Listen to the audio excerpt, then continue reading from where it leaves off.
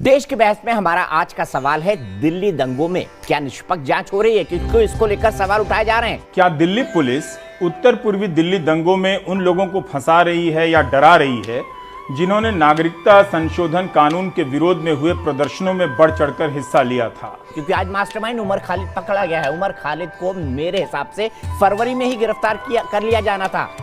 उमर पर आरोप है कि उन्होंने 8 जनवरी 2020 को शाहीन बाग में सीक्रेट मीटिंग में हिस्सा लिया, जहां ट्रंप के आगमन पर मोदी सरकार को शर्मिंदा करने की साजिश बनी। इस पर सवाल उठ रहा है कि ट्रंप के आने की खबर ही पहली बार 13 जनवरी को छपती है। 8 जनवरी को उमर को कैसे मालूम हो सकता है? उधर खालिद की गिरफ्तारी के बाद से कथित सेक्युलर खेमा विक्टिम कार्ड खेलने लगा है और जांच पर सवाल खड़ा कर रहा है। ऐसे में सवाल यही है कि कैसे सुनियोजित साजिश के तहत दिल्ली में हिंसा की आग भड़काई गई।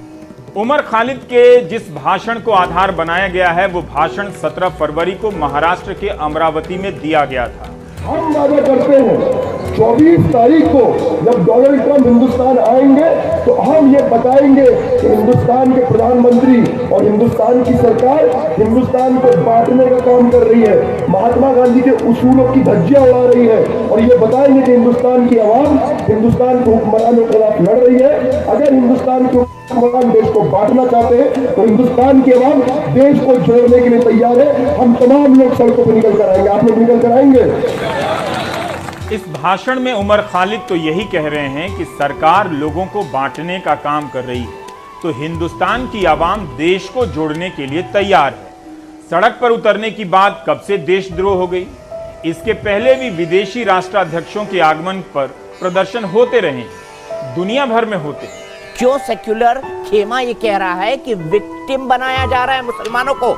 दूसरी बात है, देखिए इनके पास ये विक्टिम कार्ड इतना पुराना हो चुका है कि हम मुसलमान हैं इसलिए हमारी गिरफ्तारी हुई है कि अब no one gives a damn, जिसको अंग्रेजी में कहते हैं we don't give a damn to it. और ये आतंकवादियों को मत बुलाया करिए। ये जो आतंकवादी है ना, ये सारे पाकिस्तानी हैं। ये पैसा लेते हैं पाकिस्तान से, पाकिस्तान से पैसे पे घर चलता है इनका। ये ऐसे देशद्रोही लोग हैं। नहीं, आपके बच्चे भी आपकी तरह गिद्ध ही होंगे।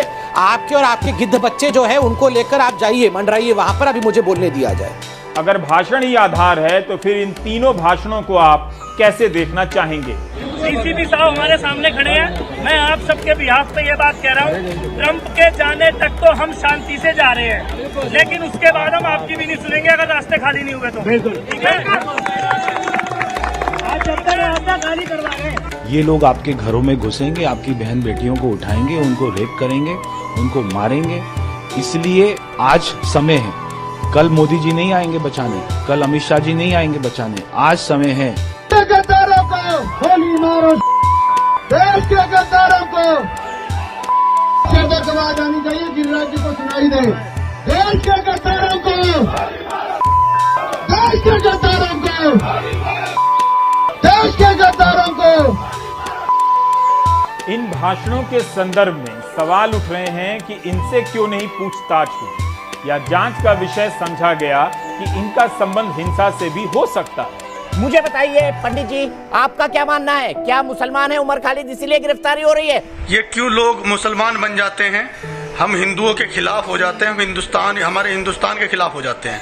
क्या ये देश अपना नहीं मानते? और अगर अपना नहीं मानते हैं, इस तरह की अराजकता करते हैं, तो हमारे देश में मैं माननीय मोदी जी, गृह मंत्री अमित शाह जी से, भारत सरकार से और शासन प्रशासन जो हमारे देश का है, संविधान से सबसे ये मांग करता हूँ कि हमारे देश में इन अराजकता करियों को, मतलब जो अराजकता करते हैं, इन सबको एक ही कानून, सीधे सीधे सार्वजनिक मौत दी जाए, ताकि अराजकता हमारे देश से खत्म हो जाए। और ये आतंकवादी, ये बैठे हुए ना, ये शोएब जमई जैसे लोग और ये जो आतंकवादियों के समर्थक हैं, इन सबको खुली चेतावनी है। ये आरएसएस को, बजरंग दल को, इन सबको बदनाम करते हैं। अगर हम हिंदू असहिष्णु हो गए ना, सच में असहिष्णु हो गए, तो जगह नहीं बचेगी ना।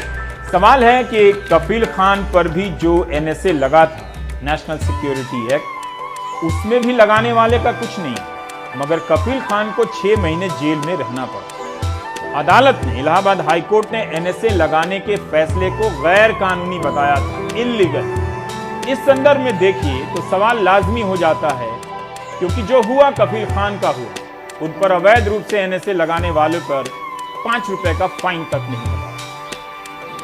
मैं इस बात का जिक्र करता हूं कि देश का हिंदू समाज यदि इनके पीछे नहीं यदि सचेत हुआ, संगठित नहीं हुआ, तो ये गद्दार कल जाकर के फिर से देश विभाजन की बात कर सकते हैं। मैं एक बार और कहना चाहूंगा कि सबसे पहले कुरान पर प्रतिबंध लगना चाहिए, क्योंकि कुरान ही जो है वो आतंकवाद की पाठशाला है। इसी तरह बेंगलुरु में एक लड़की के भाषण की चर्चा हुई थी। 19 साल की अमूल्या लियोना के घर तक पर हिंसा हुई। करीब 4 महीने तक उसे जेल में रखा गया। टीवी की बहस में उसके बारे में क्या क्या न कहा गया और पुलिस उसके खिलाफ चार्जशीट तक दायर नहीं कर सकी। 110 दिन बाद चार्जशीट ना होने की वजह से कोर्ट ने उसे रिहा किया। क्या किसी को अफसोस हुआ? उसे किसके भरोसे इंसाफ की लड़ाई लड़ने के लिए छोड़ा गया? जो लोग नाइंसाफी कर रहे थे उनका तो कुछ भी नहीं हुआ। कि देश की बहस में 85% लोग मानते हैं कि जांच निष्पक्ष हो रही है। Thank you. नहीं, थैंक यू दीपक भाई। नहीं, थैंक दीपक भाई, मैं आपसे अनुमति लेके आप जाना अरे चाहूंगा। जाओ भाई, नौटंकी क्या करते हो? दीपक भाई, मैं 10 जाओ सेकंड ना, में तुम्हारे कंक्लूड बगैर नहीं जाऊंगा, सो चलेगा क्या? जाओ, आप जाओ, बिल्कुल जाओ। दोबारा से सुनिए किस तरह उमर खालिद भड़काने की कोशिश कर रहा है। महात्मा गांधी की बात करी और बताया कि महात्मा गांधी ने अगर लड़ने का हमें सबसे बड़ा हथियार कुछ दिया है तो अहिंसा दिया है, वो सत्याग्रह दिया है। सिविल लापरवाही, सिविल डिसोबीडियंस और नॉन कोऑपरेशन, ये महात्मा गांधी के लड़ने के तरीके थे।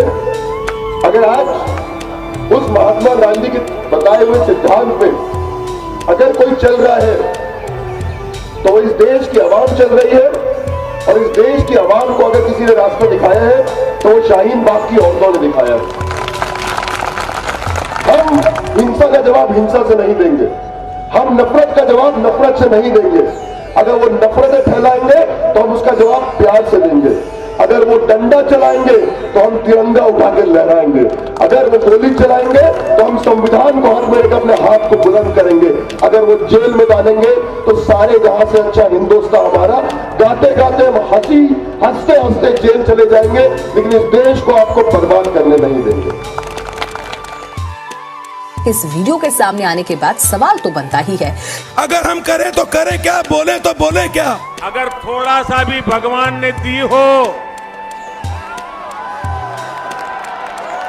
तो जरा उपयोग करो। Subscribe now and press the bell icon.